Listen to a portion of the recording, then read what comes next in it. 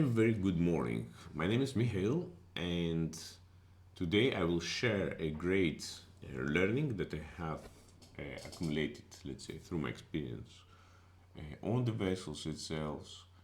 And yes, that is a really great example which I have already shared in my LinkedIn profile.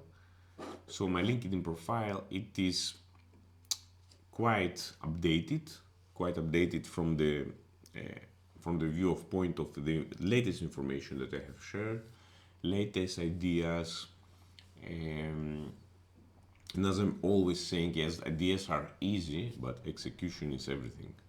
So the idea itself, it is, let's say, the beginning of wherever you are doing. Okay, the idea or a plan maintenance. It is the starting point. So in today video, I will share something. Let's call it exclusive because it doesn't happen frequently. It happens once in, let's say, 10,000 cases, 100 cases probably. So the normal things are within, let's say, the maintenance range. Okay, everything is normal. Exchange of the O-rings and all the things. But what we will talk today, it is something more specific.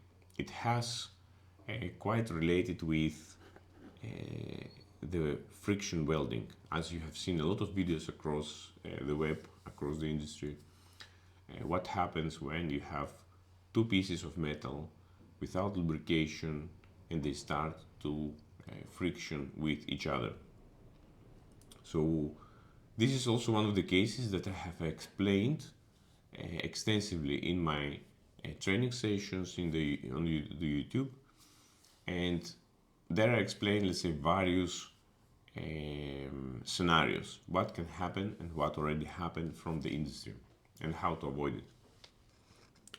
So in this case, the purifier alarms was switched off, not intentionally, but this is one of the things that happens when people involved, let's say, in complex maintenance, which takes a lot of time, which takes a lot of details to watch for, and that's why a very important thing is to keep your mind clear.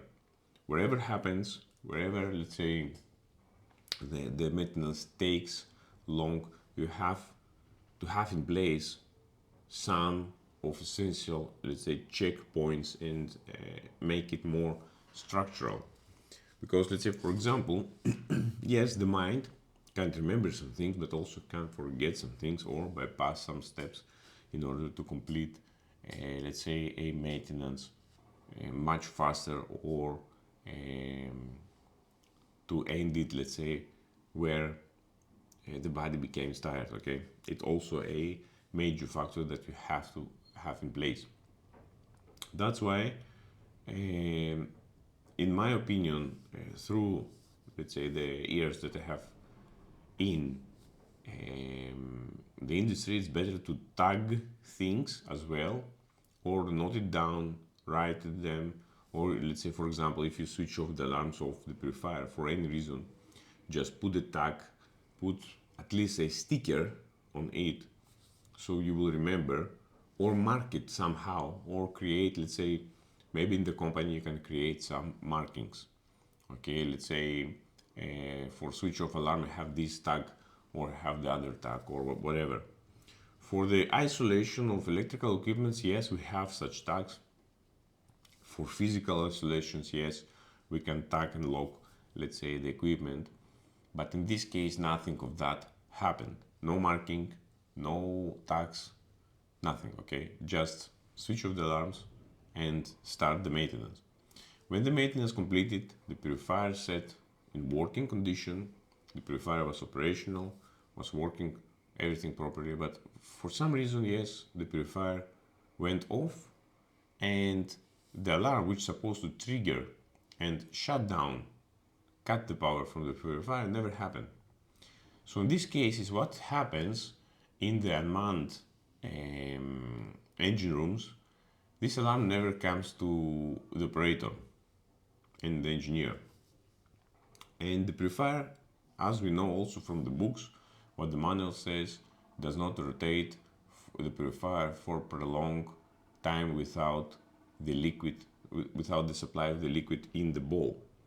Because what happens also, the purifier is not properly lubricated and also does not remove the heat from the metal friction. And what happened also is this result, the bowl and the vertical shaft completely welded together. The crew try as much as possible to remove them by any kind of hydraulic means, which is impossible, completely possible to lift two welded pieces. Just imagine you have welded two pieces, how you will remove by hydraulic force? None of them. And yes, this is visible and you can see it. If you use, let's say, a small hydraulic, it does not go. It's better does not attempt to use much bigger hydraulic, because first of all, yes, the pieces will be destroyed. You can also damage the frame of the purifier itself. And as much you use, let's say, higher and much bigger hydraulic equipment, the result will be damaging more and more equipment, like shafts, everything has bearings already will be destroyed. So you just add up the amount of materials spent and wasted, and also plus adding time. For sure, it will be better, let's say, just unbolt the complete purifier, send it outside, and yes, do the repair. But okay, it takes time, it takes also costs, all the things, but it will be much better for the investigation purposes as well. And the only reason, yes, there is just to cut the pieces off. So this process also will take much longer. So what is the learning from all that thing is that always switch off the alarms, check your alarm system if the alarm triggers what it has to trigger when you complete your work, let's say, when you complete your maintenance. Because things can go wrong, cables can be touched, cables can be set on a different position, and always try, yes, marking the things, make photos. A very good example is to take multiple different photos of the direction of your equipment before the disassembly and the assembly. Always what I'm saying to all my subscribers here on the channel, take a moment and watch your equipment, check it, how it's positioned, for what reason it's positioned there, because before it was working, okay, it was a functional equipment, and then after the maintenance and overhauling, it's not working. It can happen also like that. It is part of the engineering itself. So something has been done not in the correct way, or probably something has jumped, or something has have changed. So what we do, we disassemble again, and we try to find and identify where is the issue and where the problem lies before reassembling it back again. I have created, yes, the advanced purifier course, where I explain also the function of the purifier, the maintenance of the purifier, the measurement of the purifier. So there is a lot of extensive things. And by the years working with the purifiers, you identify their, let's say, weaknesses. Each and every model of them, let's say Alfa Laval, GEA purifiers, or Mitsubishi, have their weaknesses or have their, let's say, advantages. And since you have identified them, you can work better with them. You can work in a way that basically the purifiers serve you. They're working in order to serve your mission. That is the purification of the liquids, refined, let's say, purify them in such way that they are keeping constant the quality of the liquid and safeguard your engines, protect your equipment without making them damage. I have made a lot of different cases, a lot of different scenarios, what actually happened by experience. Exactly what happened on board. And believe me, these, let's say, examples that I have shared, they covers about, let's say, 90-95% of all the possible cases that you are able encounter in your career as an engineer or operator in any kind of facility that has installed the purifier equipment. So don't lose this opportunity to get the information, because I believe this information for sure will change the way how you see the equipment, and also it will for sure change your view, how you approach your next overhauling or maintenance, or how you will see the things later on with the related with the equipment. Thank you very much, my dear friends.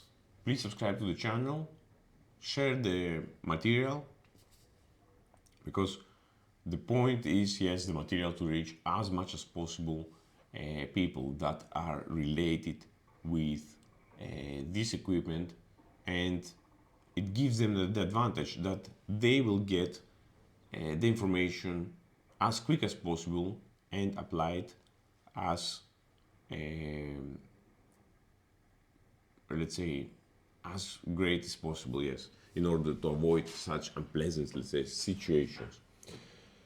Because the main point is that do not like to stay for prolonged times. We do not like to stress for unnecessary things ourselves and avoid this kind of situation, because it's not a great situation to have a welded purifier. Because as you know, on board the vessels, we need all the equipment to be functional and ready for the operation. Thank you, my dear friends. I will definitely see you in the next videos. I will prepare something great. Please follow also my LinkedIn page as well, where I share real cases, only based by experience. There is nothing imaginary there. All the information that you see, it's real, it's existing, and it is out there to be, let's say, discovered or seen. Thank you very much. From Mihail, bye bye.